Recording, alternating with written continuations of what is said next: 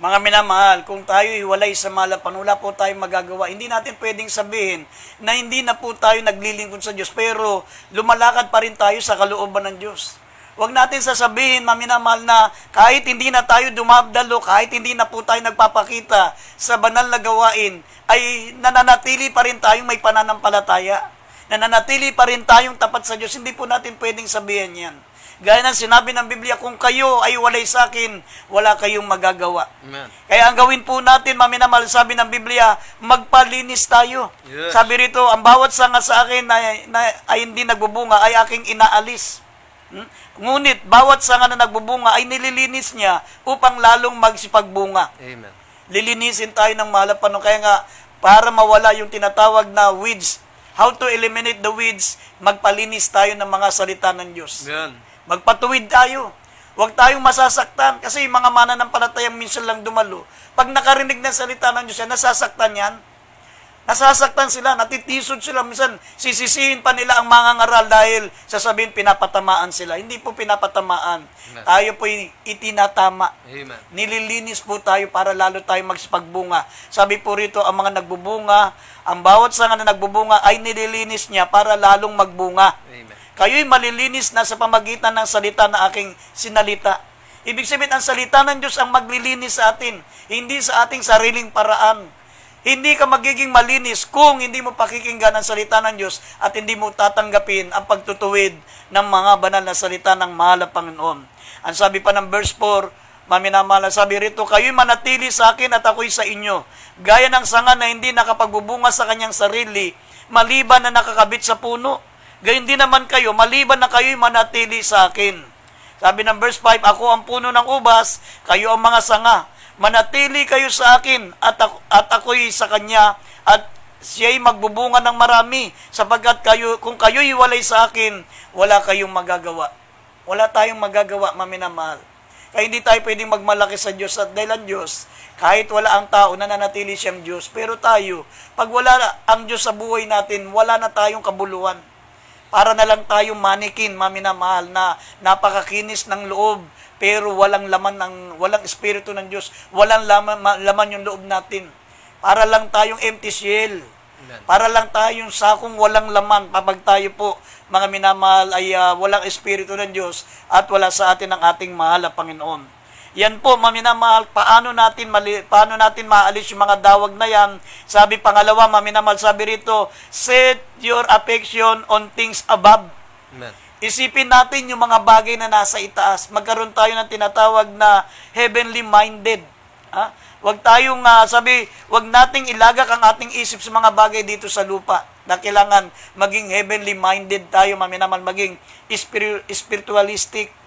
Sabi ng Biblia, maminamahal, yung ating isipin po natin doon sa mga bagay na nasa itaas. Amen. Ang i-mindset mo, mga minamahal, balang araw, titira tayo sa magarang mansyon sa langit. Napakalaking mansyon. Amen. Ang kalsada ay ginto.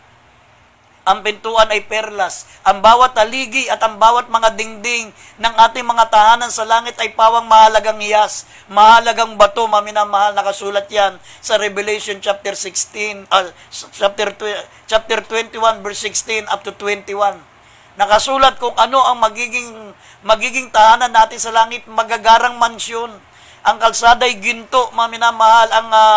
Ang haligi, maminamahal, ay pawang mahalagang mga hiyas, mahalagang bato. Yun ang ating i-mindset, yun ang ating isipin. Hindi yung iniisip natin paano tayo, mga minamahal, magkakaroon ng magandang tahanan dito sa lupa. Iiwanan natin ang paglilingkod sa Diyos, magtatrabaho tayo sa ibayong dagat, kahit hindi na tayo makapaglingkod sa Diyos.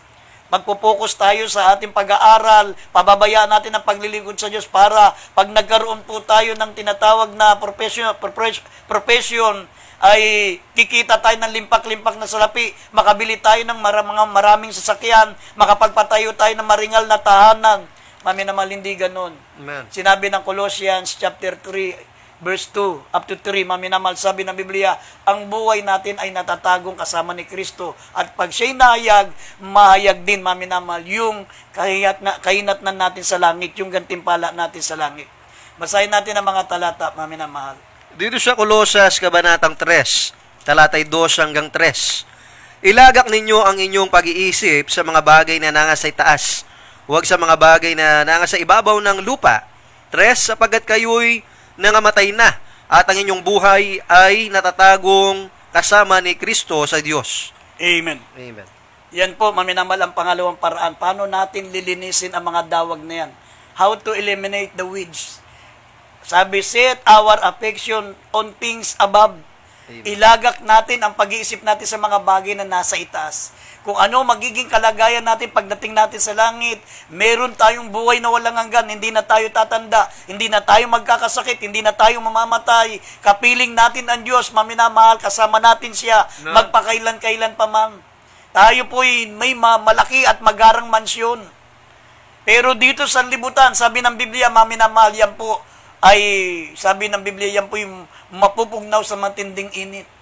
Ang mga pinaghirapan natin sa mundo, yan po'y mauuwi sa abo, mauuwi sa wala, lilindol ng malakas, yan po'y magigiba, mawawasak lahat ng mga pinaghirapan natin dito sa sanlibutang ito. Pero sa langit, maminamal, ito po ang tinatawag na security. Talagang dito po, maminamal, ang kayamanang hindi po mawawala sa atin.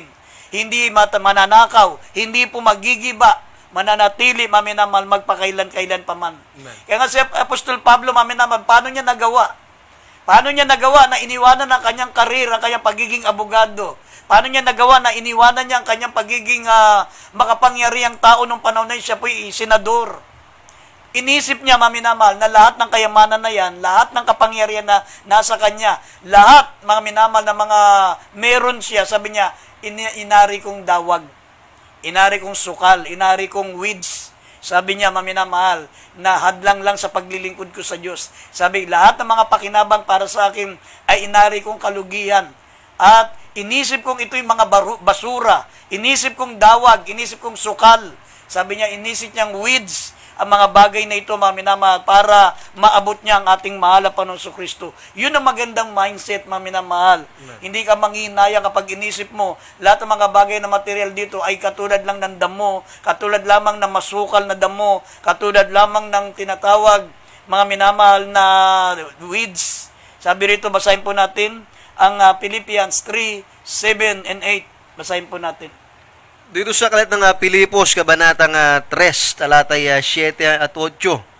Pilipos 3:7, sabi dito, gayon man, ang mga bagay na sa akin ay pakinabang ay inari kong kalugihan, alang-alang kay Kristo. 8, oo nga, at lahat ng mga bagay ay inari kong kalugihan dahil sa dakilang kagalingan ng pagkakilala kay Kristo Jesus na Panginoon ko, na alang-alang sa Kanya ay tiniis ko ang kalugihan ng lahat ng mga bagay at inari kong sukal lamang upang tamuhin ko si Kristo. Amen. Amen.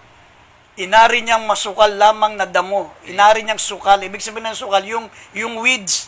Inari niyang basura. Inari niyang damo lang yun. Maminamal, inari niyang hadlang lang sa kanyang paglilingkod sa ating mahal na Panginoon. Ang sabi niya, ang lahat ng mga bagay na pakinabang sa akin ay inari kong kalugihan alang-alang kay Kristo. Oo, lahat ng mga bagay na inaari kong kalugihan dahil sa dakilang kagalingan ng pagkakilala kay Kristo Jesus na Panginoon ko, na alang-alang sa Kanya, itiniis ko ang kalugihan ng lahat ng bagay at inari kong sukal. Amen. Inari niyang dang, ibig sabihin weeds. Inari niyang damo, maminamal, ibig sabihin walang kabuluhang basura ang mga bagay na meron siya noon. Yung kanyang tinatawag, maminamal na profesyon, siya ay abogado. Siya po, maminamal, ay senador. Siya po ay pariseyo, maminamal, sa kanyang reliyong Hudyo, Judaism. Lahat yun, inari niya, maminamal, na kalugihan. Iyan po ay ginibap niya, yan po ay iniwanan niya para matamo niya ang ating mahal na Panginoong Jesucristo. Mahirap. Mahirap kung tutusin, pero professional na siya. Abogado na siya. Meron siyang mataas na kalagayan sa lipunan, siya po'y senador na. At meron siyang mataas na katungkulan sa reliyong Judismo. Siya po'y pariseyo na, maminamal. Ibig sabihin ng pariseyo, siya po'y guro ng kautusan. Kumbaga sa simbahan natin, obispo na siya. Pero, sabi ng Biblia, maminamal, inari niyang sukal. Inari kong sukal, basura. yung dumi. Maminamahal, sabi, inari niya mga dawag yan para maabot niya ang ating mahal na Panginoon Kristo, sapagat ang tunay na kayamanan ay ang ating pinakamamahal na Panginoon. Sabi ng Colossians chapter 2 verse 3, si Kristo ang kinatataguan ng lahat ng kayamanan at lahat ng karunungan sa sanlibutan ito. Amen. Kaya hindi, dagdag natin sandali, Colossians chapter 2 verse 3. Dito sa aklat ng Kolosas, Kabanatang 2, talatay 3, na siyang kinatataguan ng lahat ng mga kayamanan, ng karunungan at ng kaalaman. Amen. Amen. Ang ating pinakamamahal na Panginoon Kristo ang kinatataguan ng lahat ng kayamanan. Yes. At ang kayamanan ito hindi po mananakaw. Hindi mawawala. Ito'y nananatili. Lahat ng kayamanan sa libutan ito, wala pong matitira diyan, maminamahal, tandaan nyo. Para lang yung mga bula. Pag ikaw ay nag-iipon ng kayamanan sa libutan, para kang nag-iipon ng bula. Pag ikaw ay nag-ipon ng bula, maminamahal, huwag mong asahan, bukas makikita mo pa yan. Bula nga darating ang araw, puputok yan, makita mo, wala ka nang makikita dyan, mga minamahal na nalabi sa lahat ng mga pinaghirapan mo. Amen. Kaya nga, ang pangatlong paraan para tayo po, mga minamahal, ay maalis natin yung mga dawag na yan, na humahad lang sa ating paglilingkod sa Diyos. Pangatlo, be spiritualistic. Maging spiritual tayo, magsitingin tayo sa mga bagay na hindi nakikita. Sapagat ang mga bagay na hindi nakikita ay magpakailanman, ngunit lahat ng mga bagay na nakikita, ito'y pansamantala. Basahin po natin. 2 Corinthians chapter 4 verse 18 at mamaya Galatia 6:8. Basahin natin. Dito sa aklat ng Ikalawang Korinto, Kabanatay 4, talatang 18. Sabi po dito, samantalang kami ay nagsisitingin hindi sa mga bagay na nakikita, kundi sa mga bagay na hindi nakikita, sapagat ang mga bagay na nakikita ay may katapusan, datapot ang mga bagay na hindi nakikita ay walang hanggan. Dito sa Galatia, Kabanatang 6, talatay 8. Galatia 6:8, sapagkat ang naghahasik ng kanyang sariling laman ay sa laman mag-aani ng kasiraan, datapot ang naghahasik nang sa Espiritu ay sa Espiritu mag-aani ng buhay na walang hanggan. Amen. Amen. Yan po ang pangatlo, maminamahal. Be spiritualistic. Yes. Pag nagasik ka sa laman, maminamahal, sabi ng Biblia, aani ka ng kawalan, aani ka ng kasiraan. Lahat yan ay masisira, yan po'y mawawasak, walang mananatili dyan.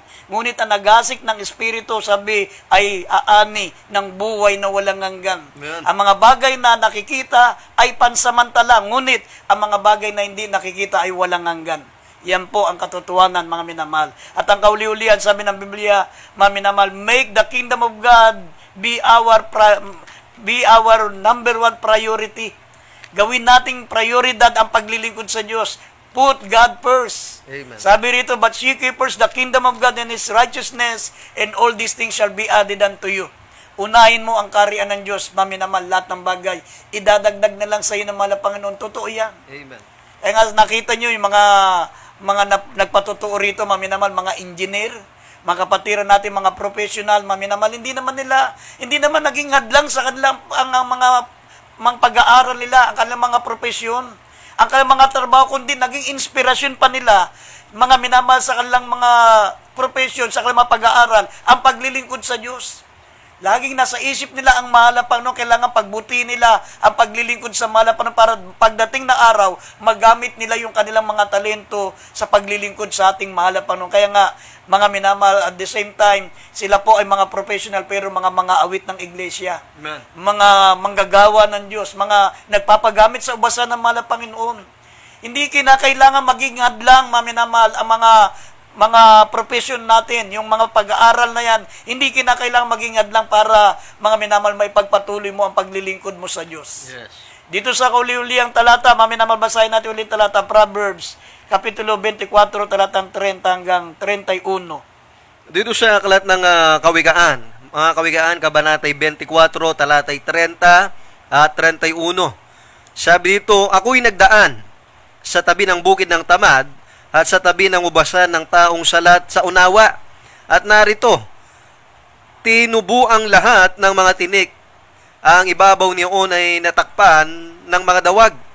At ang bakod ng bato ay nabagsak. Amen. Amen. Yan yung mga mananampalataya na walang ginagawa. Amen. Ha? Walang ginagawa para, maminamahal, maalis yung dawag. para ma-eliminate yung mga dawag nagiging hadlang sa kanilang paglilingkod sa Diyos. Wala silang ginagawa. Hindi sila gumagawa ng paraan. Sabi rito, ito yung mga taong salat at walang pangunawa.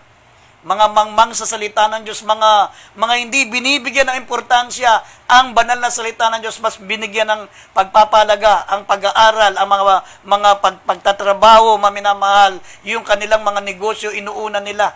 Kaya sabi, sila'y katulad, maminamahal ng tamad, at narito, sabi na nagdaan ako sa tabi ng bukid ng tamad. Ang kanilang ubasan ay sabi rito, ito po'y dawag, tinubuan ng tinik, at sa ibabaw niyaon ay mga dawag. Ibig sabihin, talagang pinabayaan nilang mga minamahal, balutin sila ng mga damo, balutin sila ng mga hadlang. Hindi sila gumagawa ng paraan, maminamahal, para mawala yung mga dawag na yan, ma-eliminate lahat yan. Meron namang paraan, maminamahal, ngunit wala silang ginagawa. Kaya sa gabing ito, maminamahal, bago po mauli ang lahat, tanggapin yung ating mahal na Panginoon bilang sariling tagapagligtas. Tanggapin yung ating mahal na Panginoon na napapakinggan natin.